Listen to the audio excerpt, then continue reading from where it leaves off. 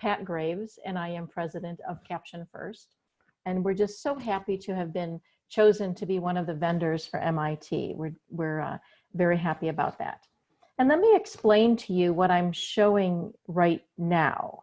And I am sharing my desktop in Zoom, and I'm showing you the captions that are produced by Caption First. We have a real-time captioner on with us. And so what I've done is set this up. Our real-time captioner, we're all stenograph based, just like what you see in the courtroom.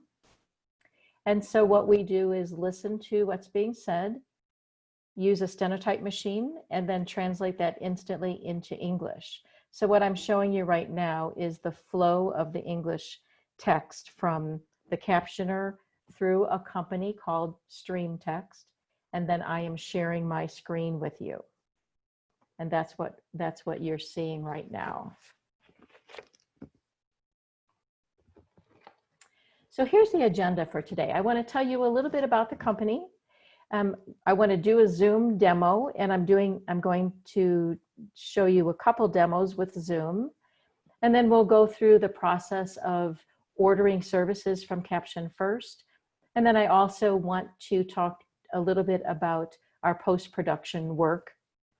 And in particular, I was asked to share a little bit of information about how you upload to YouTube. And then at the end, I'll of course take questions. And if you have questions along the way, please feel free to ask them, because I think that they're relevant right at the time, and I love to answer the questions right then. Here's the leadership of Caption First. I am the president. I completely own the company. We are a disability-owned company, or certified, and we're certified as a woman-owned company as well. And yes, we have a little bit of nepotism going on there because my husband is the vice president. But, and then you can see all of the different departments that we have right now. And I have to tell you, we started 2020 with 13 employees, full and part-time. And we recently went to 15 full and part-time employees. And I'm so excited to say that by Labor Day, we will be adding in 7 or 8 staff captioners. So our numbers are really going up, and I'm very excited that we're able to do that. We're also adding in another scheduler. So we will have 5 people who will handle scheduling of jobs, and we're adding in 1 more accounting person. All in all, we have about 50 independent contractors. And again, all of our departments are listed up here on the screen. So what sets us apart?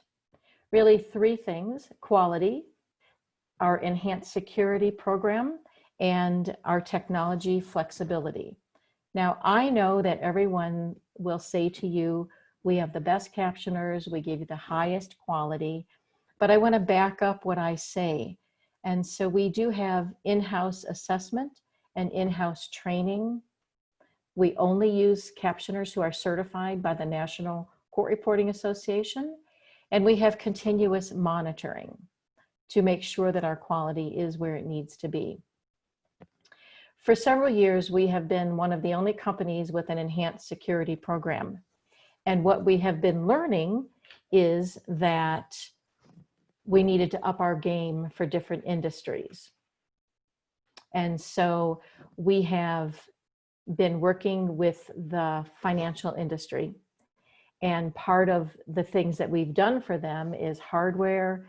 We've got certain software, a lot of different protocols are being set up. And for security, they only want employees as the captioners. And that's why we are hiring 7 to 8 employees within the next few months, or few weeks rather. And then as you hopefully will see throughout this demonstration, we really are very flexible on technology. We work with you and the clients to get exactly what you want and have it look exactly the way you want it to look.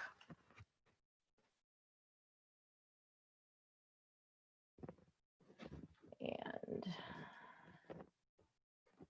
let me advance this. Okay.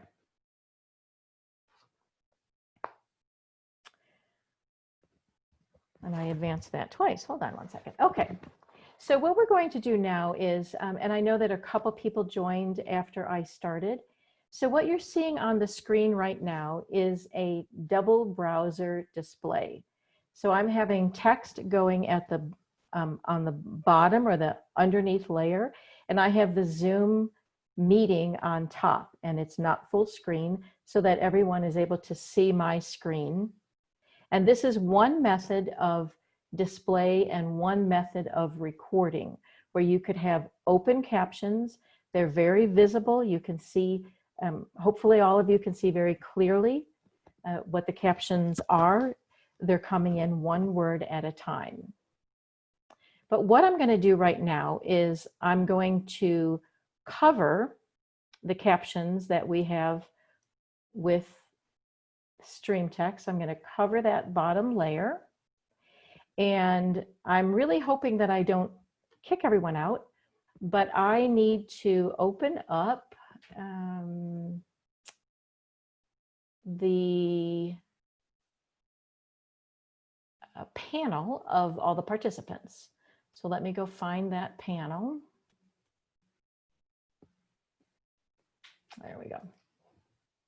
So I'm going to open that up, and I am going to need a little bit of feedback, if you don't mind. If you could please tell me what one of you are seeing on the screen right now, that would be most helpful.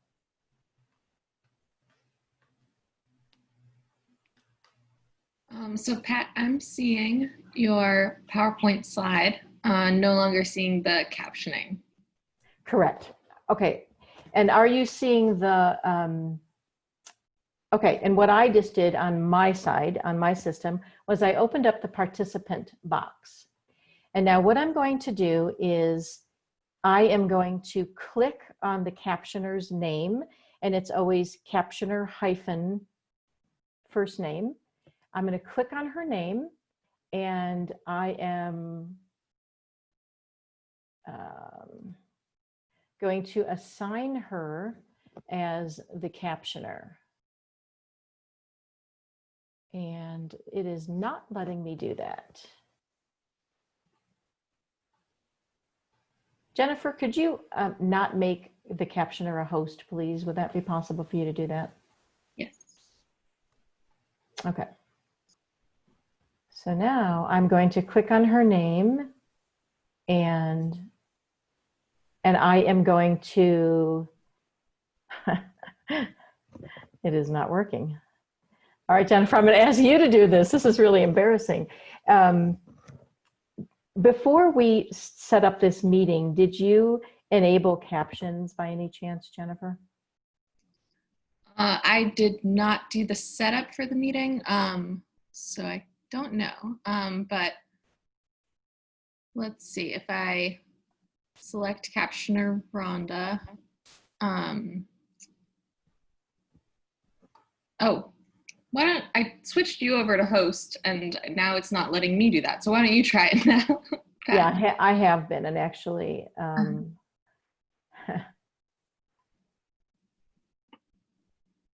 I got her. Okay, we have it. I'm sorry for that little delay.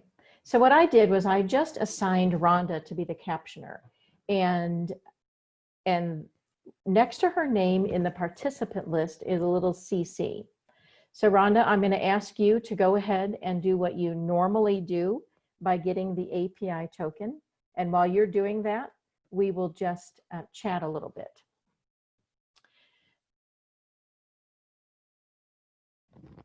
And my whole screen just went black.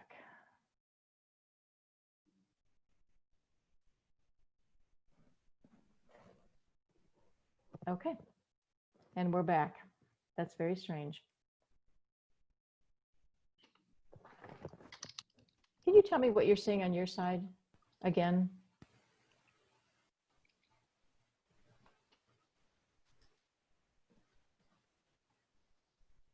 Seeing a slide with ordering services at the top, and then I'm also seeing the captioning window.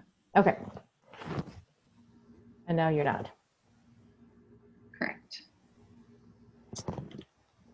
Okay, so I think we have a couple people in the waiting room. Anyway, let me talk to you a little bit about how you get captions into a Zoom meeting, embedded into Zoom. And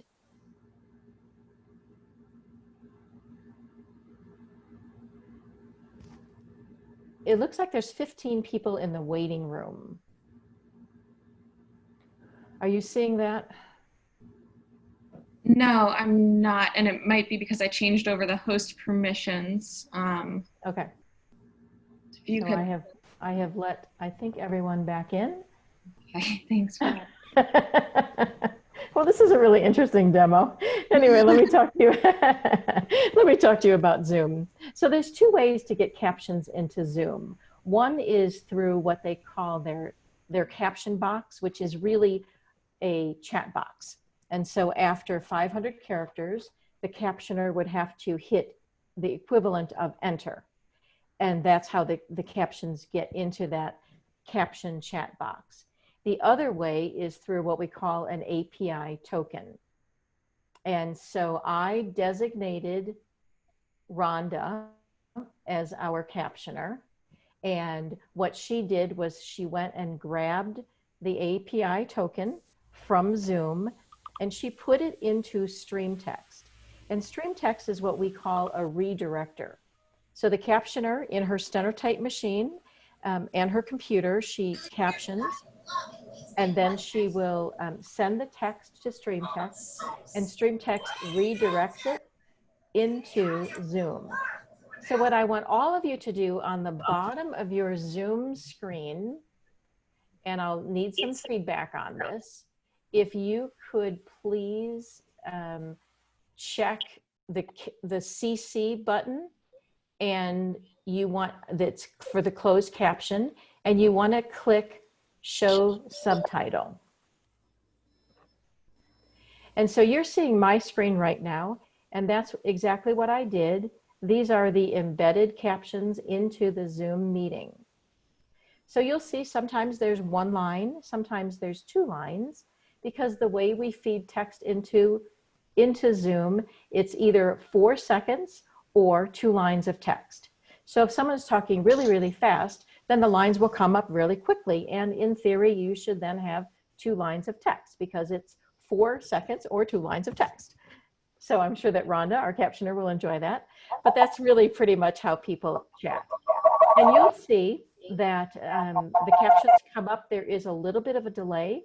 And that delay is because of the redirection from stream text. So you have 2 options. You can either go directly into the captioning box, but then you have the chance of getting knocked out and not having the captions at all until they get redirected in, or you have this slight delay. It is faster than what you see on the TV news. It is certainly acceptable. The FCC says you have to have 2 seconds to read 1 line of text. And so since we have a 4-second delay, you do have indeed time to read all of the lines of text. Zoom has decided that a line of text is 42 characters. And so that's what we are seeing right now, because Zoom has set that line length. And I'm getting a little bit of feedback. Is anyone else hearing that? Yeah, for those of us who have just joined the call, and I understand there was some mix up with the link or something, but if you are not speaking at the moment, please just mute yourself. Thanks. Okay.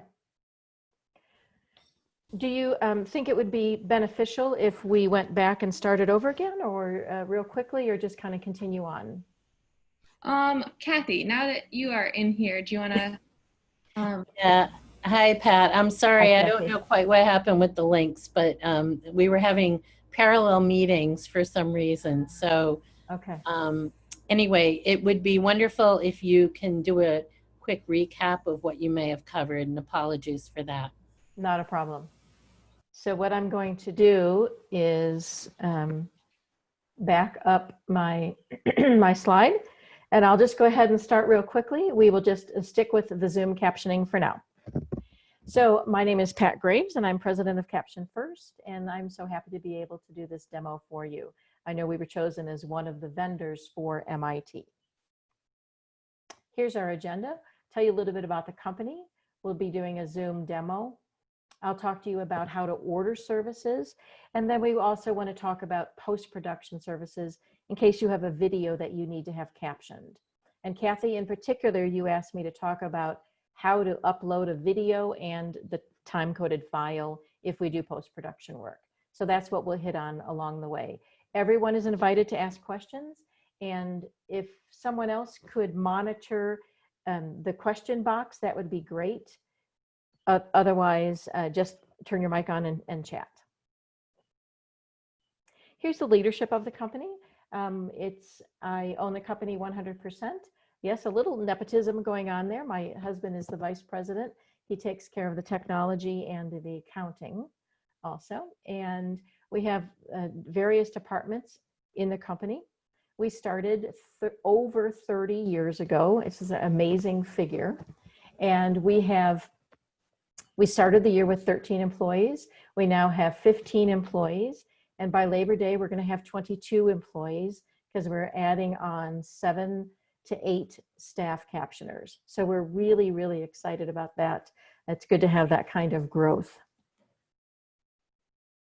What sets us apart? Everyone is going to tell you that they have the best quality. And so let me give you the 3 things. One is quality, one is our enhanced security, and then the technology flexibility. And so the quality, we only use certified captioners, certified by the National Court Reporting Association. Before anyone can join our team, they have to go through an assessment and training so that every captioner that you get looks pretty much the same, because we want all the consumers to have the same experience. And then we also have continuous monitoring. Our enhanced security program, we started that a few years ago, probably 4 or 5. And there you can see some of the things that give us the enhanced security. And this just depends on the company and what is needed. I will tell you that we're working very closely with financial industry members. And one of them has worked really hard with us. They have forced us to change our hardware, to change our software, our everything with security, and they're very happy about what we've been doing, secure emails, and the final step was to only use employees as the captioners and not independent contractors. So this middle section really does hopefully tell you how important we feel that your information is. And then the third thing that really sets us apart is we do work very hard with the customers to make sure that we give you exactly what you want. We want the experience to be exactly what you want to have. And here's where we were. So the Zoom highlights, as I was saying, there are 2 ways to get into Zoom.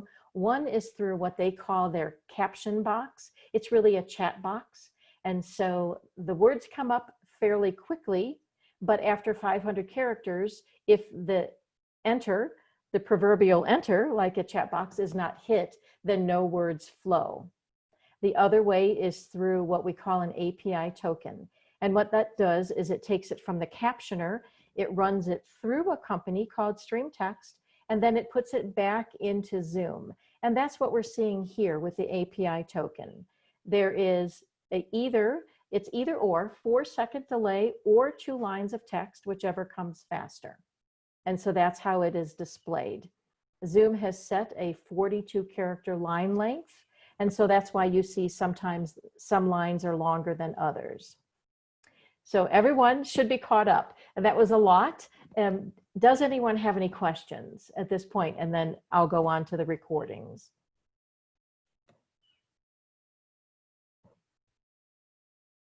Okay, I'm not hearing anything, so I'll go ahead and go on. Now, Zoom has a couple ways to record, and I'm not sure if you're going to be recording all of your sessions or not, but you can ask Zoom to record and it will go up to the Zoom cloud.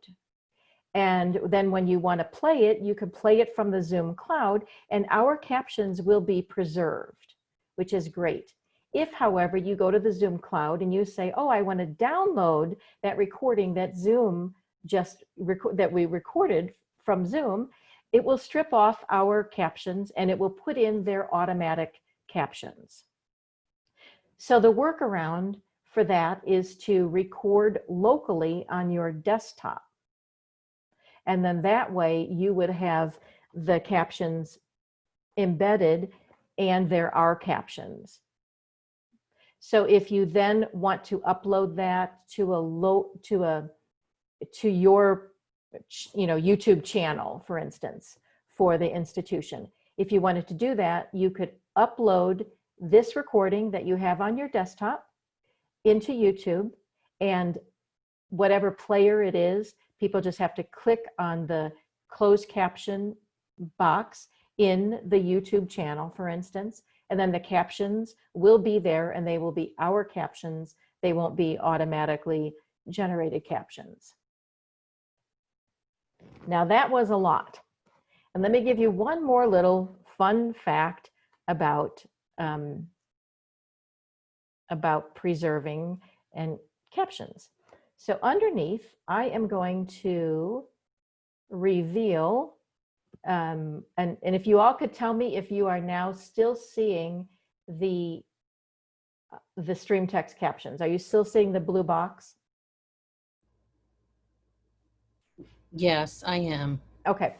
And what I'm going to do is I'm going to stop because I'm sharing my screen.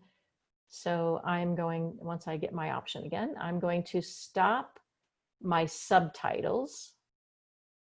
And you do that by hide subtitles.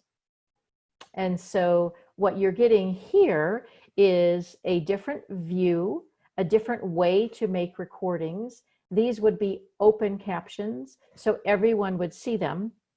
And this is another way to do a recording. So you could show Zoom, you can show the stream text captions, and then you would have to do the desktop share in Zoom.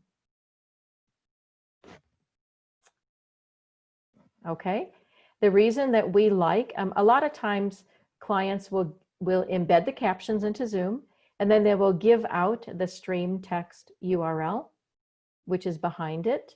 And they do that because, let me show you what stream text can do. Sunrise is the theme that we like, but if someone had a vision impairment and they personally needed to have larger text, they could do that and they could change their experience.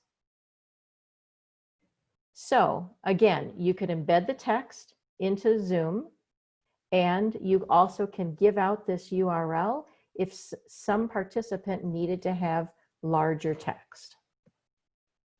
Okay, so I am actually going to go back to just embedded Zoom captions. So I'm going to hide that, and I am going to once again pull up my captions. Actually, before I pull my captions up, are all of you able to see captions on your own system, which is how all of your participants would grab captions? And the way you do that, at the bottom of your individual screens, you want to look for that closed caption button. It's an icon. Anyone seeing that?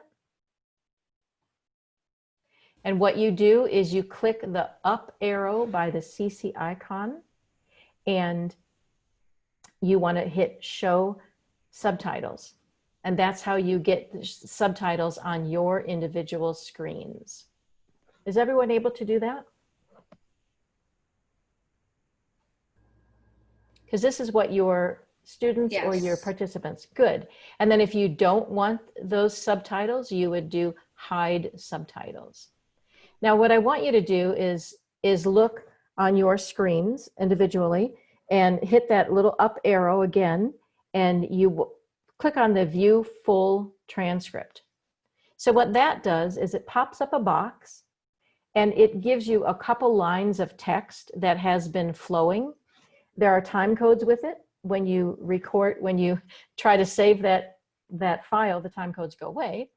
But that's if someone needed to view the full transcript, they could do that. And the final thing in that up arrow if you go to the final button, which is you can I can't think of what the name of that third button is. Basically, you can adjust the subtitles, and it gives you the option to make your subtitles larger. If you click on that and then go to accessibility, it's subtitle settings. Go to accessibility, and then you have normal, medium, and large. And you can, every individual consumer could pick what they want for the size of their subtitles. Now I just turned mine back on and I am sharing my screen, so you should be able to see my captions. And again, these are the embedded captions with Zoom. Any questions on this?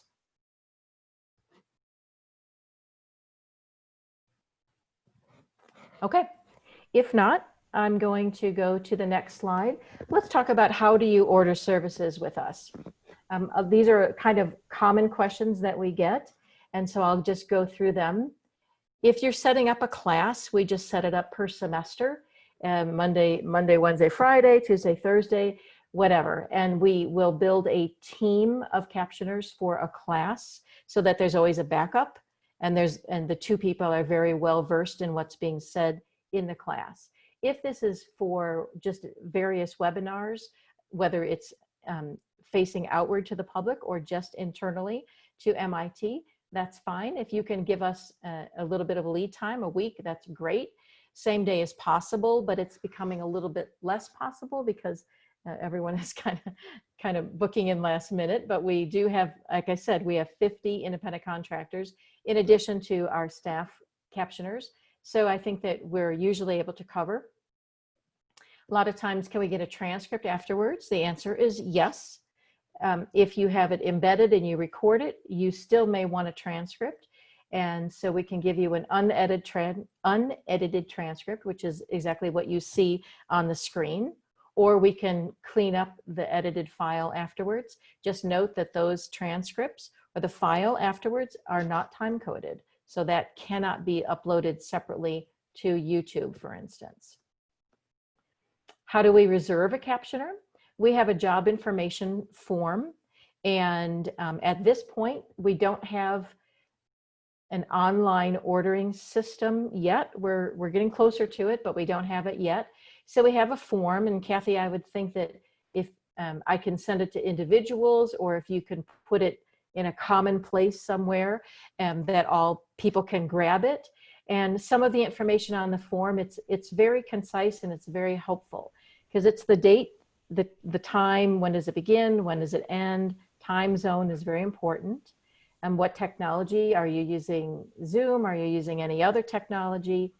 We like to have the names of the speakers and the payers. Now, as I understand it from our last meeting, Kathy, there will be individuals and individual departments who will come to us. And so when that happens, we will ramp them up. I will give them these forms also, and we will get who is going to pay for that department. So we'll take care of that on our side. And then once it's set, it's just set once, and then per department, per person. And then we'll just be able to easily flow. So let's say there's a department, but 5 people in the department want to use the services. All they have to say is, oh, department head XYZ will be paying for this. And then it's done. And we won't bother you with with the forms, other than you do have to give us the job booking information. And I'll just add this here, and then we'll move into post-production work. But just as the real-time captioner needs the start time, the end time, the time zone, etc., our post-production team also will need, what's the turnaround time? If you upload a video to us, when do you need it back? How long is the video, and what kind of services do you want? And the same thing for the payer. So if a department says, I will pay for everything in this department, and whether it's real time or post-production, we just need to know that. And then we'll just continue on and won't keep sending you multiple forms. Pat, I can make the job information form available to the members of the list so that they can get it in one central location. Perfect. That'd be perfect. And I might give you a couple other kind of tips and tricks to upload also, and I think that'll be beneficial as Great, well. thank you. Sure. Okay, so let's move on from real time to post-production work. And so post-production work is a 3-step process. You have the transcript, and you have a time-coded file, and then if you want us to put open captions onto a video, we can also do that. You can do 2 or 3 of these steps for post-production work. Now you can give us a transcript from we can take the real-time file and check it against the audio file and give you perfect captions, or we can create the transcript if you have an archived video, and then we would time code that and give you the time codes.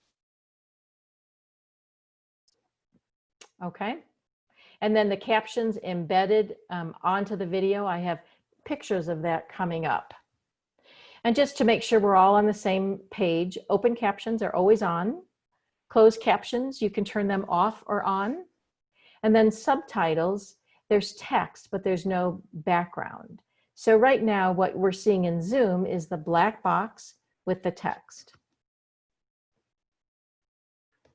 And the next picture is, so if you ask us to do post-production work, this would be captions that are on a black box underneath the image, and this would be an open captioned video that we would give to you. We don't lay on top of your image, we don't impinge at all, we just find a little place underneath, and that's where we put the captions. If we were doing subtitles, you can see the difference here. We go on top of your image. We've got white letters with a black outline. And so the only problem is if someone or the bottom of the image is white, then it's a little bit more difficult to see subtitles. But that's the difference in the look and feel of a post-production video where we put the subtitles underneath, where we put the captions underneath, or we put the subtitles on. And I think, so let's talk a little bit about uploading to YouTube. I didn't take the steps from YouTube because you know how things change, but basically here's a reference. And Kathy, again, I can give this to you and you can share this, but it's a very quick tutorial, a couple minutes. It walks you through how to upload your video to YouTube, whether it's the YouTube world or if it's the YouTube channel within MIT.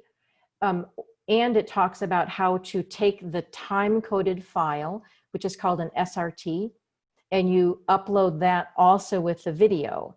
So when someone plays the video and they hit the YouTube closed caption button, it automatically pulls in the SRT file and they play and they're in sync.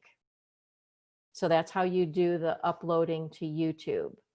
And again, I didn't take the steps because I'm always afraid that things change, but this is one tutorial that I think would be a benefit for all of the department heads if they're uploading any videos and they have the time-coded file from us.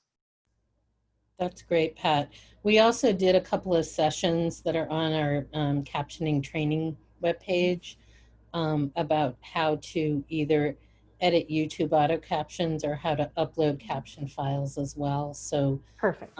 There's some multiple sources of information about that. Excellent, excellent. I know that you had asked me about that, so I wanted to make sure Yeah. I honored your request. Thank Now, you. you know, we're going to come out of this pandemic at some point, and I just thought I'd throw in a couple pictures for you of when we can go back on site and have conferences and pull people together. These are just 2 images of ways that we have displayed captions. On the bottom left, they're just 2 lines of text, similar to what I was showing you before. And then on the top right is just a full screen of text. And this is all stream text, and this is done remotely. So I just thought that would be kind of fun, knowing that we eventually will come out of Zoom. All right, and we are at the question and answer spot. So I throw the floor open. I do want to mention I need to release Rhonda in 4 minutes because she has another job at the top of the hour.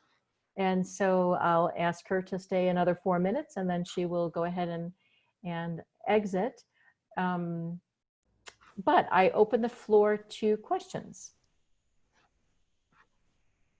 People are welcome to either type their questions in the chat and I'll pose them to Pat, or you can unmute yourself and ask as well.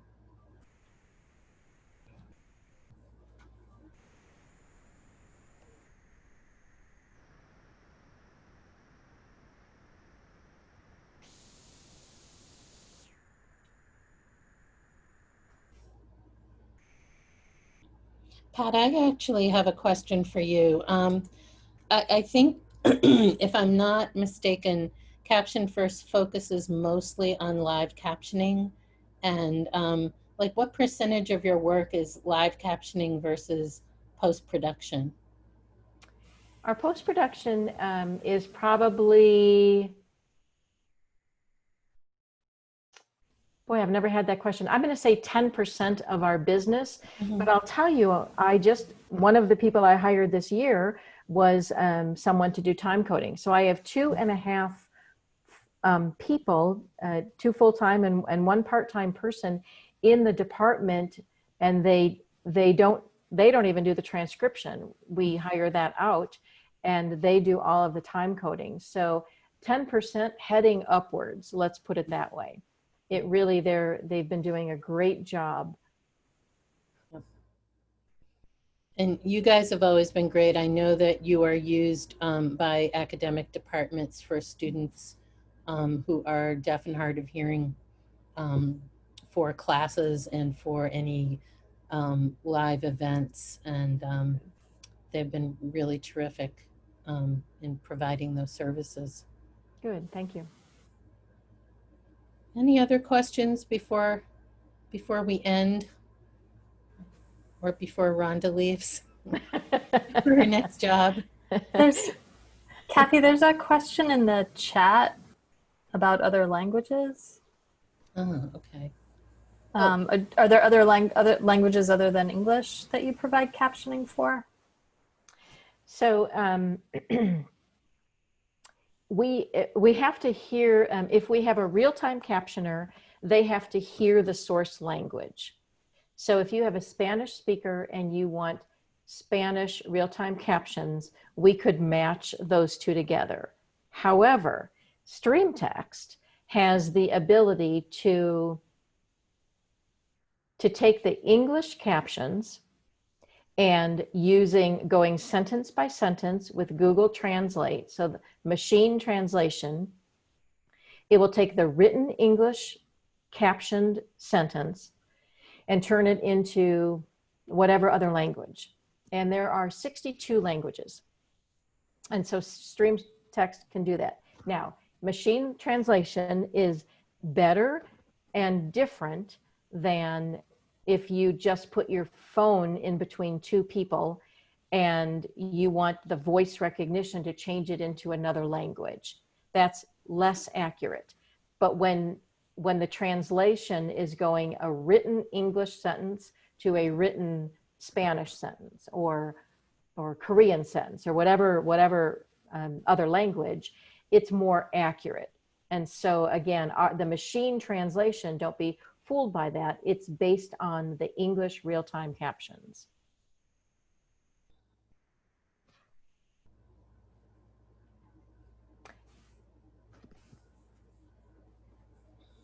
Any other? Kathy, I have a question. With the NAD settlement, what is the requirement for a live stream presentation that might be FaceTime Live, Facebook Live event? Are we required with the settlement to present live captioning of that event? Only if it is sponsored by Institute Events, John. Only if it's sponsored by the Institute. So something like our 2009 presentation at Kresge, that would not be required.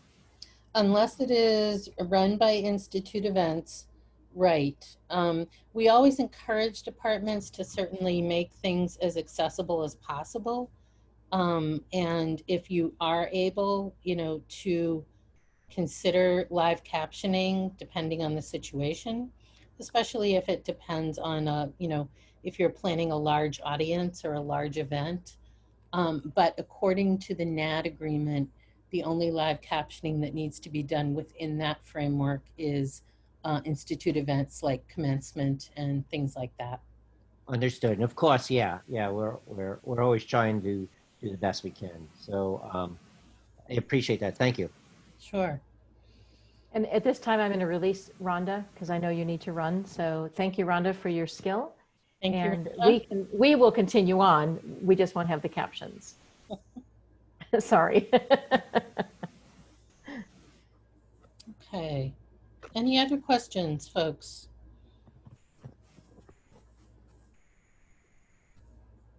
Thanks, Rhonda, from Julia. That's nice.